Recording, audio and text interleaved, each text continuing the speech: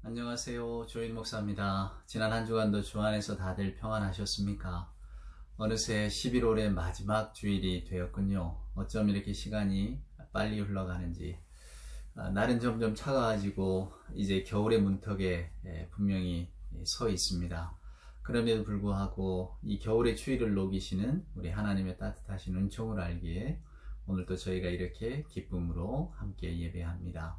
오늘 예배할 때에 우리 하나님이 주시는 그 놀라운 은총과 사랑이 저와 여러분의 영혼을 사로잡기를 소원합니다. 우리 경배 찬송 621장 찬양하라 내 영혼아 찬송하면서 11월 마지막 주일 예배 하나님 앞에 드릴까요?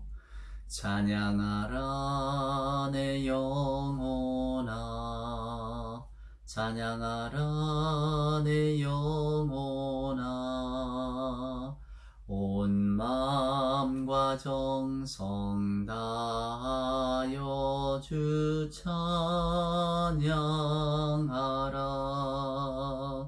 경배하라 내 영혼아 경배하라 내 영혼아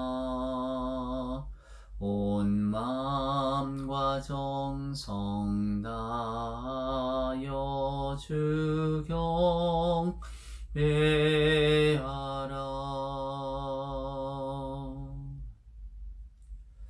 사도신경으로 우리들의 신앙을 고백합니다.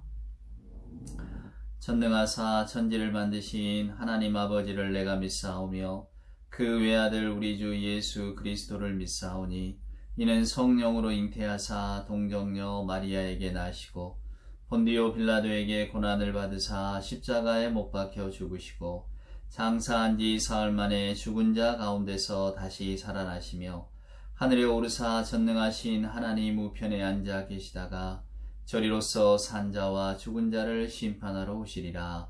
성령을 믿사오며 거룩한 공회와 성도가 서로 교통하는 것과 죄를 사하여 주시는 것과 몸이 다시 사는 것과 영원히 사는 것을 믿사옵나이다. 아멘. 성시를 교독합니다. 오늘 교독할 성시는 교독문 54번입니다. 시편 126편에 기록된 말씀. 여호와께서 시온의 포로를 돌려보내실 때에 우리는 꿈꾸는 것 같았도다. 그때에 우리 입에는 웃음이 가득하고 우리 혀에는 찬양이 찼었도다. 그때에 문나라 가운데에서 말하기를 여호와께서 그들을 위하여 큰 일을 행하셨다 하였도다. 여호와께서 우리를 위하여 큰 일을 행하셨으니 우리는 기쁘도다. 여호와여 우리의 포로를 남방 시내들같이 돌려보내소서. 눈물을 흘리며 씨를 뿌리는 자는 기쁨으로 거두리로다. 울며 씨를 뿌리러 나가는 자는 반드시 기쁨으로 그 곡식단을 가지고 돌아오리로다. 아멘. 오늘 함께 찬송할 예배 찬송은 찬송가 309장입니다. 목마른 내 영혼 주가 이미 허락한 그 귀한 영생수 주여 갈망합니다. 찬송가 309장 1절과 4절을 같이 찬송합니다. 목마른 내 영혼 주가 이미 허락한 그 귀한 영생수 주여 갈망합니다. 그 약속 따라서 힘써 간구하오니 오 주여 내 기도 어서 들어주소서. 예수의 사랑 예수의 사랑 바다 물결같이 내게 임하니 영광의 물결에 온전히 쌓여서 내 영혼의 기쁨 한량 없도다. 그 차고 넘치는 주의 은혜의 물결 힘차게 밀려와 내게 만족합니다. 오 할렐루야로 주를 찬송하오니 내 마음의 기쁨이 항상 충만함이라. 예수의 사랑 예수의 사랑 바다 물결같이 내게 임하니 영광의 물결에 온전히 쌓여서 내 영혼의 기쁨 한량없도다. 아멘. 예, 다 같이 기도합시다. 사랑과 은총으로 함께 하시는 아버지 하나님, 감사합니다. 설렘과 기대 속에 한 해를 출발한 게 엊그제 같은데 벌써 11월의 마지막 주일을 맞이했습니다. 아직 아무것도 이루지 못했고 어디서부터 또 무엇부터 시작해야 할지 알지 못한 채 마냥 서성대고만 있었는데 시간은 멈추지 않고 빠르게 흘러갔습니다. 더구나 올해는 코로나라고 하는 이 팬데믹 현상 속에서 저희들 어찌할 바를 모르고 갈팡질팡하며 한 해를 보냈습니다. 사랑의 하나님, 저희가 어떠한 삶을 살았고 어떠한 시간을 보냈든 우리 하나님의 그 한량없으신 사랑과 그 은총을 기억합니다. 다른 이의 눈에는 저희들의 삶이 어찌 보였을지 몰라도 우리 사랑 많으신 하나님의 눈에는 연민과 또 돌보심과 그리고 무엇보다도 사랑하는 존재로 여전히 저희가 머물러 있음을 알기에 오늘 이 시간 진정으로 우리 아버지 하나님 앞에 무릎 꿇고 예배하며 감사의 기도를 올립니다. 아버지 하나님, 11월 이제 가을은 다 떠나가고 겨울이 옵니다. 들판에 서 있는 나무들을 바라보며 저희들은 춥다고 두껍고 따뜻한 옷을 겹겹이 입고 있는데 나무들은 오히려 입고 있던 나뭇잎들도 다 벗어놓고 차가운 바람을 온몸으로 맞습니다. 저희들은 더 많이 가지려고 욕심을 부리며 가진 것을 빼앗기지 않으려고 힘껏 움켜잡고 있는데 나무들은 오히려 간직하고 있었던 모든 것들을 하나도 남김없이 다 내려놓습니다. 하나님, 이 나무의 영성을 저희가 곰곰이 생각하는 주일 아침이 되게 하여 주시옵소서.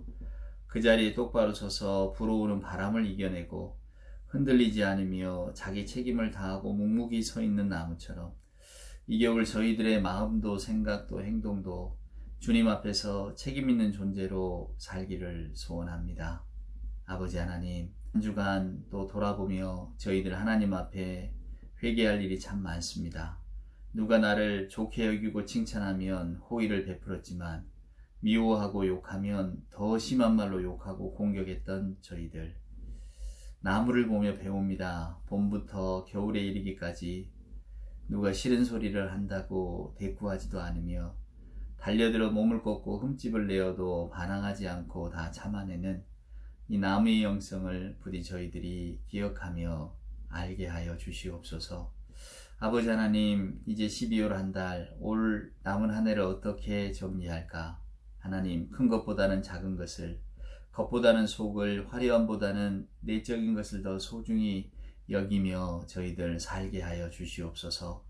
힘들이지 않고 쉽게 얻으려 했던 거짓된 마음을 버리고 내 것을 소중히 여기지 못하고 남의 것을 탐내어 빼앗으려고 했던 욕심도 버리게 하시고 큰 것만 자랑하며 작은 것을 귀중히 여기지 못했던 허영심도 버리게 하시고 진실로 우리 하나님 앞에 진솔한 모습으로 살아가는 저희들이 되게 하여 주시옵소서. 이 시간 간절히 기도하옵기는 저희 중에 병약하거나 또는 여러 가지 일들로 마음 상한이 있습니까? 기도할 때 하나님 들어응답하여 주시고 우리 주 하나님으로 인하여서 평강과 기쁨을 되찾을 수 있도록 주님 늘 함께하여 주옵기를 간절히 소원합니다. 저희들의 연약함 아시오니 주의 성령께서 함께하셔서 늘 하나님이 기뻐하시는 삶의 방향으로 인도하여 주옵시고 오늘도 예배 중에 듣는 말씀과 또 그 말씀을 통해 불러일으키는 생각들로 말미암아 저희가 하나님 앞에서 더 정결하게 되며 무엇보다도 하나님의 말씀을 충심으로 믿고 받아들이는 우리 모두가 되게 하여 주시옵소서. 예수 그리스도 그 귀하신 이름 받들어 간절히 기도드리옵나이다. 아멘. 오늘 우리가 함께 묵상할 말씀은 창세기 1장과 그리고 2장에 기록된 말씀입니다.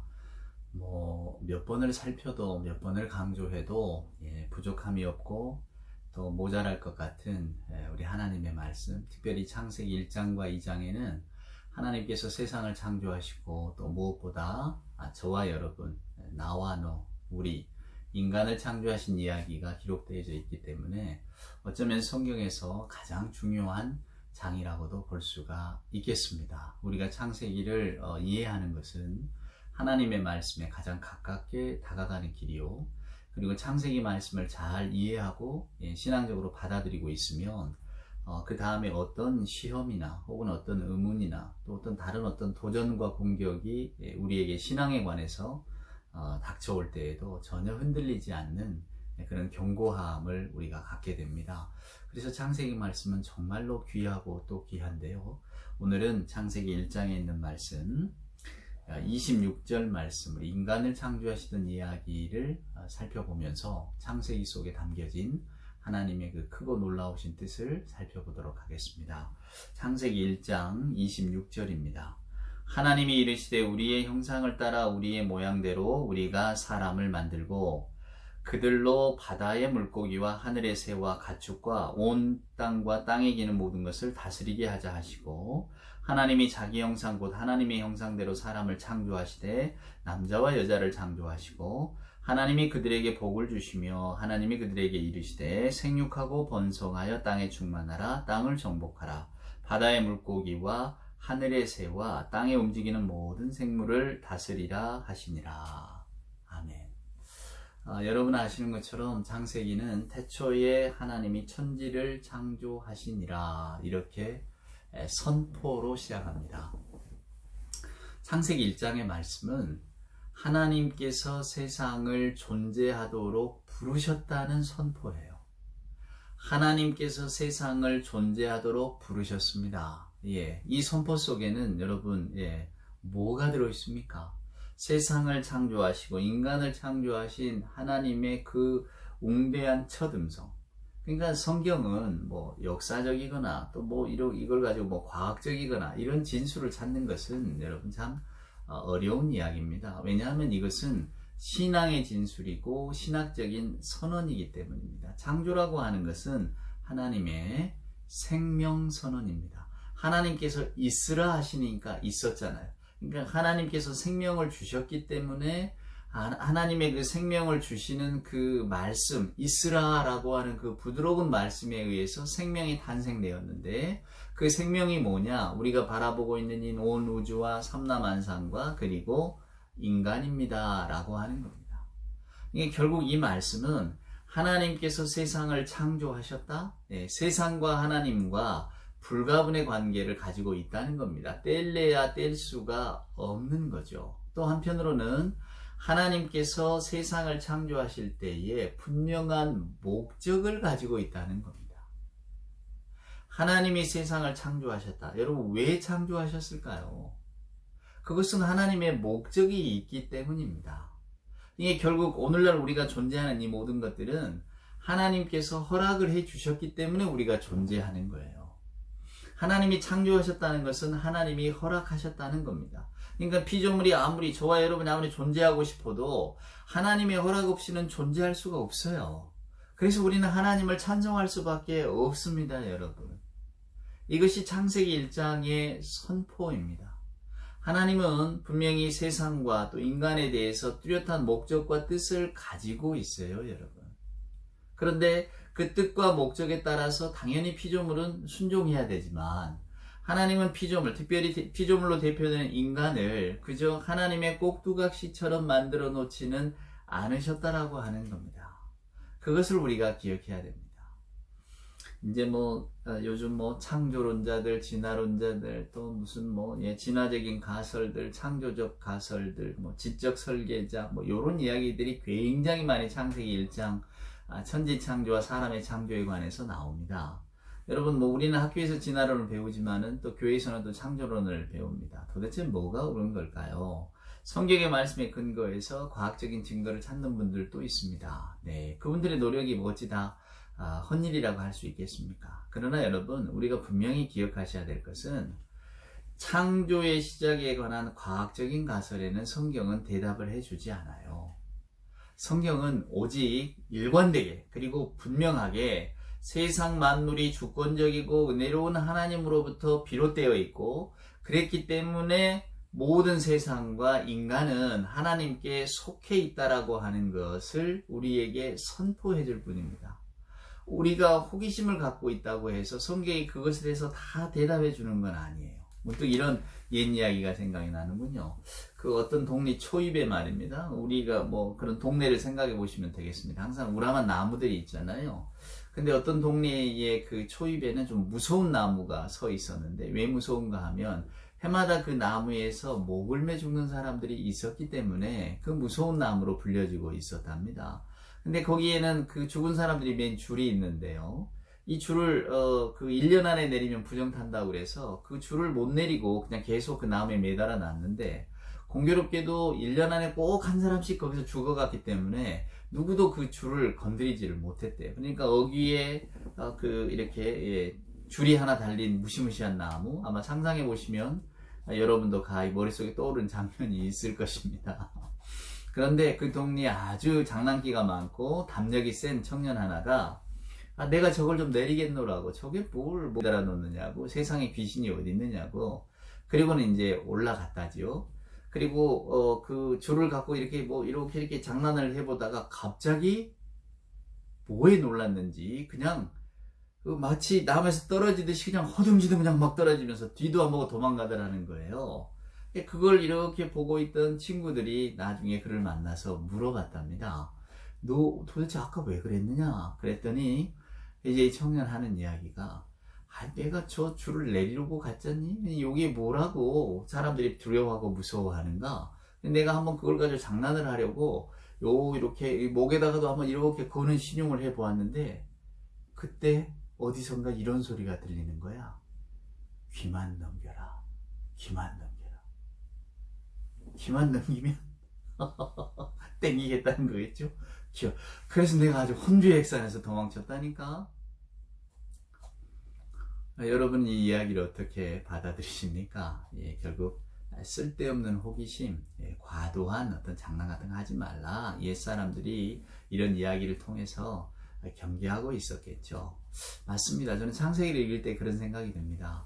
어떤 분은 하나님이 7일, 7째 되던 날 안식하셨다는데 뭐라고 안식하셨을까? 주무셨을까? 궁금증을 갖는 사람도 있습니다. 또 제8요일이라고 하는 책도 있고 또 영화도 있지만은 제8요일에는 하나님 또 무엇을 하셨을까? 또 이런 거 궁금증 갖는 분들도 있잖아요.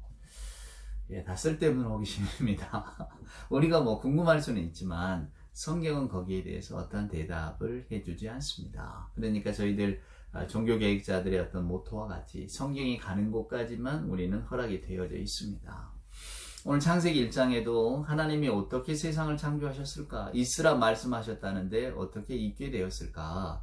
또 우리가 창조의 이렇게 순서를 보면은 여러분 재밌는 게 나오잖아요. 셋째 되던 날에 모든 동식물, 식물들을 다 만드셔요. 그리고는 넷째 되던 날에 또 해와 달과 별을 만드십니다. 그러면 저희들이 아무리 그 과학적인 지식이 없어도 해와 달이 있어야 아무래도 식물도 자라고 그러는 것 아니겠어요. 근데 왜 이게 순서가 바뀌었을까 말이야 도대체. 이 바뀐 이유가 있을 텐데. 그러니까 이걸 과학적인 진술로만 보면은 여기서 딱 질문이 막히게 되는 거예요. 맞습니다. 그것은 이 세상의 모든 만물, 옛적에는 여러분 해와 달과 별들을 숭배하는 사람들이 있었잖아요. 그러니까 한 번 더 창세기를 기록하니까 이 해와 달과 별을 우리가 숭배할 게 아니다. 그것을 창조하신 분이 있다. 그것은 기껏해야 피조물일 뿐이다라는 것을 강조하면서 말씀해 주었다고 말들을 하거든요. 저는 그 말씀이 맞다고 생각합니다. 무슨 이야기인가 하면 우리가 성경을 마치 무슨 과학적인 것, 역사적으로 틀림이 없는 것, 과학적으로 전혀 모호한 것, 이런 것들, 이것이 성경이 모호한 책입니다 라고 하는 의미입니다 라고 받아들이기 시작하면 저희들이 대답을 해줄 말들이 너무나 많게 됩니다. 대답을 해야 될 부분들이 많아요. 성경은 침묵하고 있는데 우리가 대답해야 되니까 결국은 저나 여러분이 가지고 있는 그런 어떤 과학적인 지식들, 역사적인 지식들을 가지고 또 성경을 이렇게 또 설명을 해야 됩니다. 그러다 보니까 반론들이 많이 생겨나는 거예요. 그거 아닌데? 지구의 역사가 몇 년이라고? 그거 아닌데? 우리가 믿고 있는 것과 사람들의 생각과 충돌하는 장면들이 나타나는 겁니다. 그러니까 오늘 이 창세기의 말씀은 여러분, 하나님께서 세상을 창조하셨다. 아멘입니다. 하나님께서는 세상을 창조하실 때 분명한 목적을 갖고 계셨다. 아멘입니다. 하나님께서는 인간을 창조하시고 인간에게 말씀으로써 하나님은 인간에게 명령을 하시고 인간과 계약을 맺으셨다. 그렇기 때문에 하나님과 인간은 뗄래야 뗄 수 없는 긴밀한 관계를 가지고 있다. 이거 아멘입니다. 요런 이야기들을 저나 여러분이 읽으셔야 돼요. 그걸 가지고 다른 방면으로 이렇게 이 말씀을 접근하다가는 저와 여러분이 별로 이렇게 건넬 말들이 점점 더 줄어들 수밖에 없게 됩니다. 우리가 알 수 없는 이야기들이 있고 아직 모르는 이야기들이 있거든요. 나중에 또 좀 더 과학이 더 발달하고 이러면 더 분명하게 알게 될 사실도 있겠지만 지금 상태에서 우리가 모르는 것들은 모르는 것으로 여러분 우리가 알 수 있는 것은 아는 것으로. 그러나 오늘 이 창세기의 말씀은 분명하게 신학적이고 신앙적인 선포라는 말씀을 잊어버리시면 저나 여러분이 좀 이 창세기 말씀, 이 귀한 말씀을 좀 엉뚱한 데로 끌고 가게 됩니다. 분명히 기억하십시오. 창세기 1장 오늘 하나님께서 우리의 형상을 따라 모양대로 우리가 사람을 만들자라고 선포하신 이것, 또 태초에 하나님이 천지를 창조하셨다고 시작에 선포하는 이 장면은 세상과 하나님과의 관계, 세상과 하나님과 인간과의 관계를 분명하게 저와 여러분에게 보여주고 있어요. 하나님께서 세상이 존재하도록 부르셨다. 그리고 하나님은 인간을 창조하시고 인간에게 말씀을 하셨다. 그건 무슨 이야기냐? 하나님께서 특별한 목적을 가지고 계셨다라고 하는 겁니다. 그러니까 하나님이 말씀으로 세상을 창조하셨다면 또 인간을 창조하셨다면 인간은 마땅히 하나님의 말씀을 듣고 응답해야 됩니다. 그게 여러분 하나님의 말씀을 우리가 주권적인 부르심이라고 하잖아요. 하나님이 부르셨다는 거예요. 그러니까 성경을 읽어보면 여러분 하나님이 우리를 찾아오시는 이야기예요. 창세기에서 하나님은 인간을 찾아오십니다. 사람을 찾아오셔요. 아담과 하와를 찾아오시고 아브라함을 찾아오시고 계속해서 하나님은 찾아오시는 하나님이에요. 그 찾아오시는 하나님께 우리가 어떻게 반응하고 부응해야 되느냐 하는 거예요. 하나님의 말씀은 여러분 강압적인 게 아니거든요. 하나님은 저와 여러분을 불러주세요. 초청하는 거예요. 요구하시는 것이 아니라 희망하기 때문에 피조물은 그 말씀을 나는 안 들을 거야 이렇게 할 수도 있는 거예요. 그게 바로 창세기 3장에 나오는 아담과 하와의 이야기예요. 세상에 갖는 아담과 하와가 갖는 특징이 뭡니까? 죄입니다. 죄라고 하는 게 뭔가요? 하나님의 뜻이 아니라 내 뜻대로 하겠다는 거예요. 하나님의 하마르티아, 하나님의 관역에서 벗어나서 내가 내 욕심의 관역을 향해 달려가겠다는 거예요. 내 인생을 내가 내 주관대로 한번 살아보겠다라고 하는 것이 성경이 말하고 있는 죄입니다. 하나님은 은혜를 통해서 당신을 드러내시지만 죄는 항상 하나님의 은혜로운 뜻과 맞서요. 여러분 그 하나님이 은혜를 드러내신다는 게 뭡니까? 인간에게 자유의지를 주셨다는 거예요. 저나 여러분에게 자유의지를 주셨잖아요. 자, 하나님께서 만드시고 에덴의 동산을 만드시고 사람을 거기다 놓으시고 너희들이 생육하고 번성하라. 단지 동산 중앙에 있는 선악을 알게 하는 과실의 나무는 따먹지 말라 주셨단 말이에요. 그런데 인간이 어떻게 거기에 대해서 반응을 했습니까? 인간은 저항했단 말이에요. 아니 보암직도 하고 먹음직도 한데 내가 왜 먹으면 안 됩니까? 이렇게 나왔다는 거예요. 그러니까 하나님의 은혜가 오히려 죄의 근거가 된 거죠. 이게 성경의 신비입니다. 혹자들은 이렇게 말합니다. 아니 전능하신 하나님께서 그 선악을 알게 하는 나무 선악과의 열매를 인간이 따먹을 줄 만약에 몰랐다면 하나님이 전능하지 않으신 것이고 알면서도 만들어 놓으셨다면 하나님이 고약한 분이 아닌가 이렇게 이야기하는 사람도 있어요. 여러분도 혹시 이렇게 생각을 하십니까? 성경이 말하는 것은 그게 아닙니다. 하나님께서는 저와 여러분에게 선택할 수 있는 자유를 주셨어요. 그러면서 하나님은 우리 피조물에게 그러나 너희는 너희 자유를 따라가지 말고 너희 욕심을 따라가지 말고 너희 욕망대로 살지 말고 하나님께 순종하는 자가 되라 이렇게 초청해 주셨단 말이에요. 근데 인간이 어떻게 했습니까? 아담과 하와가 그것을 거절했어요. 성경은 그것을 죄라고 말합니다. 죄는 하나님의 은혜로운 뜻에 항상 맞서는 거예요. 하나님의 자비하심이 뭡니까? 인간에게 자유를 허락하셨잖아요. 그러니까 인간에게 자유를 허락하시는 그것을 통해서 실은 죄가 세상에 나오게 된 겁니다. 드러나게 된 겁니다. 놀랍죠? 이게 신비입니다. 하나님의 은총이 어쩌면 죄의 전제가 되는 거예요. 여러분 제가 여러분과 말장난하고 있는 것 같습니까? 그게 뭐가 은총입니까? 아닙니다. 하나님은 저와 여러분에게 은총을 베푸셨어요. 그건 뭐냐면 내가 너를 만들었기 때문에 너는 무조건 내 뜻대로만 해야 된다라고 하는 꼭두각시의 모습을 주지를 않으시고요. 당신의 형상대로 만드셨다고 하는 그 인간에게 자유를 허락하셨단 말이에요. 그러면 저와 여러분은 그 자유에 어떻게 응답해야 됩니까? 순종함으로 응답해야죠. 그런데 아담과 하와는 순종하지 않았어요. 이것을 성경이 죄라고 말합니다. 오늘날 저와 여러분이 바라보고 있는 죄가 이것입니다.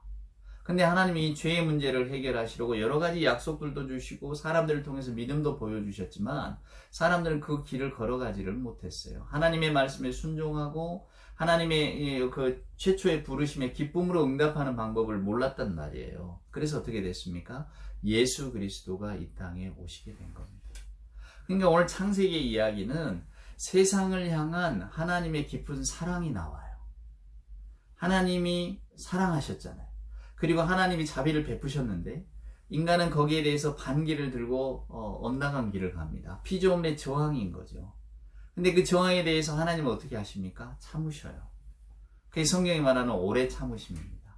하나님의 인내를 보여주는 거예요. 주권자이신 하나님의 뜻은 피조물의 유일한 위로가 하나님의 돌보심과 약속에 있다는 것을 알게 하는 거예요. 그것을 알 수 있기까지 하나님은 기다리고 또 기다리시는 거예요. 이게 하나님의 인내입니다. 오늘날 세상이 왜 망하지 않고 있을까요, 여러분? 왜 지구에 종말이 오지 않을까요? 왜 하나님의 약속의 때가 자꾸 늦춰지고 있는 걸까요? 그것은 하나님의 깊은 인내 때문입니다. 하나님의 참으심 때문이에요. 하나님의 돌보심과 그 약속에 있다는 것을 우리가 아는 그때까지, 모두가 아는 그때까지 하나님은 참고 또 참으세요, 여러분. 이것을 잊으시면 안 됩니다. 하나님께서 인간을 창조하실 때 형상대로 창조하셨대잖아요. 이게 얼마나 여러분 놀라운 선포인 줄 아십니까? 지금은 우리가 모두가 다 이렇게 생각하는 수준까지 이르렀지만은 옛적에 이스라엘 백성들이 구약의 창세기 말씀을 이렇게 글로 기록된 것을 보고 이렇게 돌려보고 그 신앙의 이야기를 나눌 때만 해도 하나님의 형상, 즉 신의 형상은 왕이나 아주 그냥 상류층에 있는 그냥 왕이나 통치기금만 받는 거지 우리 인간 모두에게 있는 건 아니에요. 근데 놀라운 선포를 하잖아요. 인간은 모두가 다 하나님의 형상을 입었습니다 라고 하는 거죠. 여러분 놀랍지 않습니까? 대단한 선포입니다. 저와 여러분의 존재와 가치가 어느 정도인가를 우리에게 보여주고 계세요. 그러니까 우리는 그런 존재라고 하는 것을 사랑하는 여러분, 하나님께서 이 창세기를 통해서 들려주시는 겁니다. 하나님의 창조 행위가, 하나님께서 세상을 창조하시고 인간을 창조하시는 그 행위가 하나님의 에너지, 힘을 쓰신 거잖아요. 근데 그것이 하나님의 유익을 구하는 것입니까? 아닙니다, 여러분. 피조물에 쏟아부으려고 하는 하나님의 결심, 그 하나님의 목적과 에너지, 이게 지금 창조 행위를 통해서 나타난 거거든요. 이것을 성경은 은총이라고 말합니다. 그래서 오늘날 저와 여러분이 살아가는 이 모든 것들, 우리가 희망을 가질 수 있는 이유는 우리 인간 안에서 생명이 이렇게 탄생한 게 아니라 하나님께서 우리를 만들어 주셨기 때문에, 하나님께서 우리의 형상을 만드시고 우리에게 생명을 주셨기 때문에, 그 귀한 생명은 하나님과 연관되어져 있기 때문에 불안하거나 유한한 것이 아니고 하나님 안에서 그 생명은 영원하다는 겁니다. 이것이 하나님께서 우리에게 주시는 은총의 선물이에요. 이게 바로 창세기의 가장 중요한 메시지입니다. 우리가 흔히 흙에서 나왔다고 하죠. 먼지에서 나왔다, 흙에서 나왔다. 그러나 하나님께서 생기를 부어 놓으셨잖아요. 여러분 2장을 한번 보세요. 이 말씀도 정말로 귀한 말씀입니다. 자, 7절 한번 보세요. 2장 7절에 보면 여호와 하나님이 땅의 흙으로 사람을 지으시고 생기를 그 코에 불어넣으시니 사람이 생명이 되니라. 생명이 되었다는 이야기입니다. 무슨 이야기입니까, 여러분?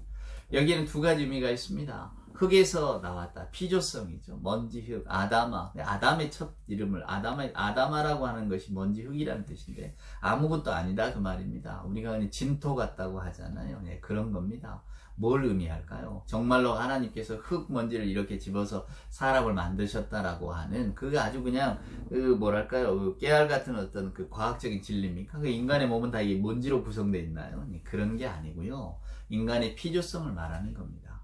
우리가 하나님의 말씀으로 창조된 존재라는 것을 보여주고 있는 거죠. 우리는 아무 존재도 아닙니다. 하나님이 생명을 주셨기 때문에 그 귀함을 얻는 것이지 우리의 존재는 피조성은 먼지나 흙일 뿐이다 그 말입니다. 아무 의미가 없는, 아무 존재 가치가 없는 그런 우리였지만 하나님께서 저와 여러분을 형상대로 창조하시고 생기를 불어넣어주는 순간에 존엄성이 생긴 거죠. 생명이 바로 그 존엄입니다. 그래서 여러분, 인간의 생명은 함부로 뺏는 게 아닙니다. 인간의 생명은 인간이 어찌할 수가 없는 겁니다. 이게 하나님의 뜻입니다. 왜? 생명은 하나님께로부터 비롯된 것이니까. 여기에서 우리가 소망을 얻어야 되는 게 뭔 줄 아십니까?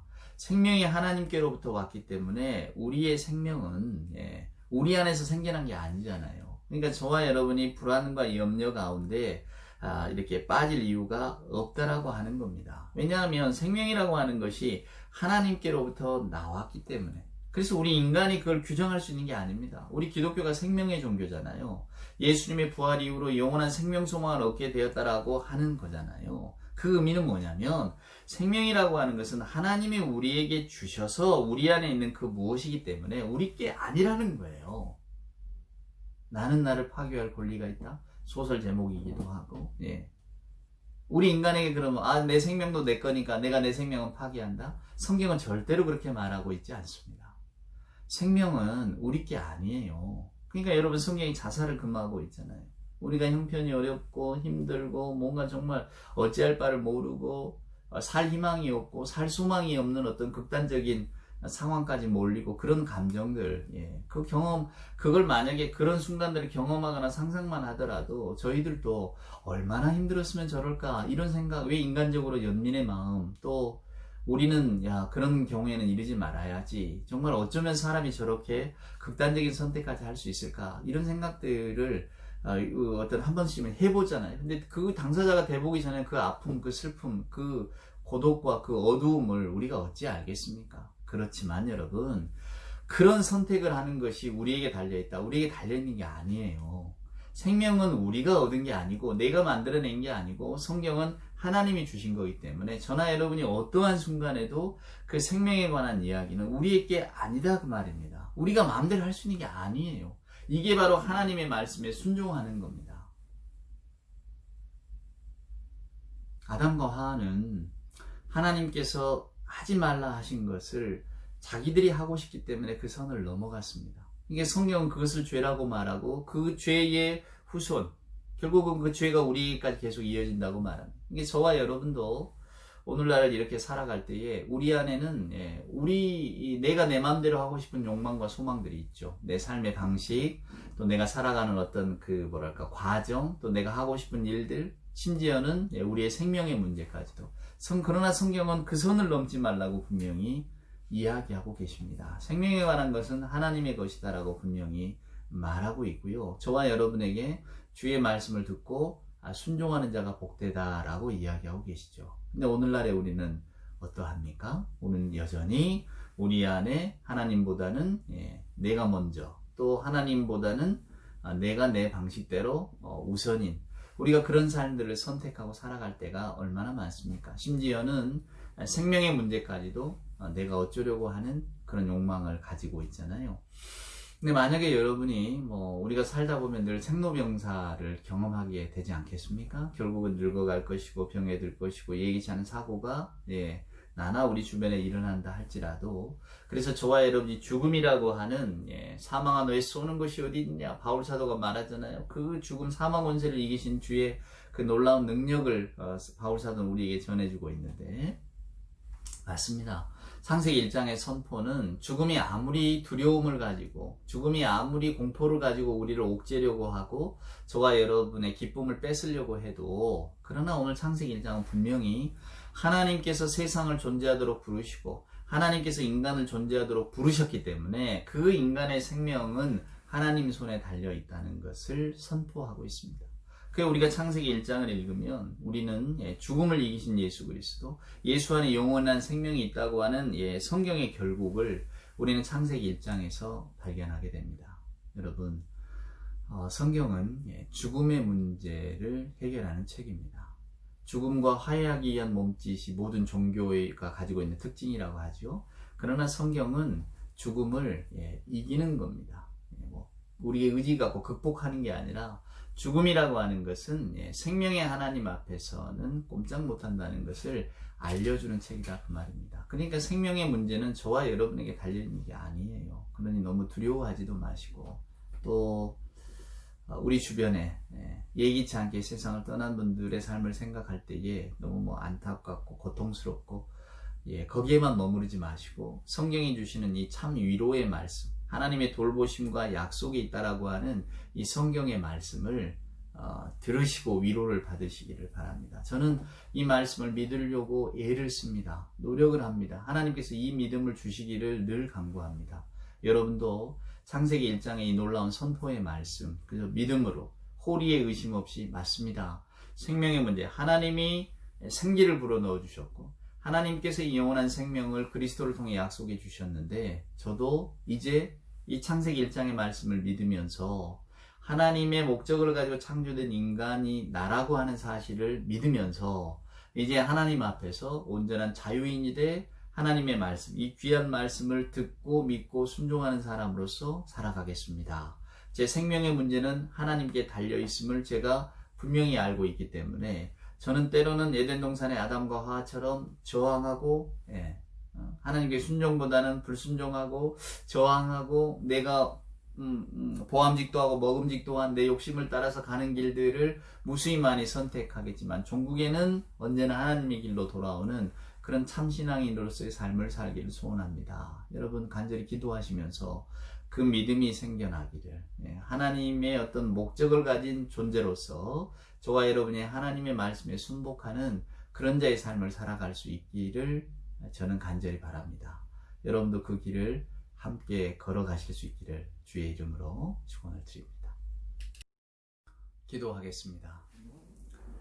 이제는 우리 구주 예수 그리스도 크신 은혜와 하나님 아버지의 만극하신 사랑하심과 자비하신 성령님의 함께 하심이 오늘도 기쁨으로 예배하며 무엇보다 말씀을 통해 하나님께서 나를 창조해 주셨고 그 창조의 목적 가운데 이토록 놀라운 선포와 또 무엇보다 생명에 대한 약속이 있음을 깨달으면서 오늘도 주 안에서 평온한 마음으로 감사한 마음으로 주께 순종하는 자로서의 삶을 살기를 소원하는 우리 예배하는 모든 교우들 머리머리 위에와 저들의 기도의 제목과 저들의 간절한 바람 위에 이제로부터 영원 무궁토록 함께하여 주옵기를 간절히 축원하옵나이다. 아멘.